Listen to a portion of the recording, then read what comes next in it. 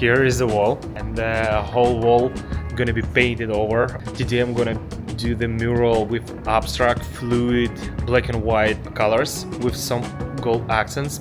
I already did few of the same murals in that style, but today we decided with the client to do more interesting stuff, more levels between the layers to add some shadow and create that like a 3D effect.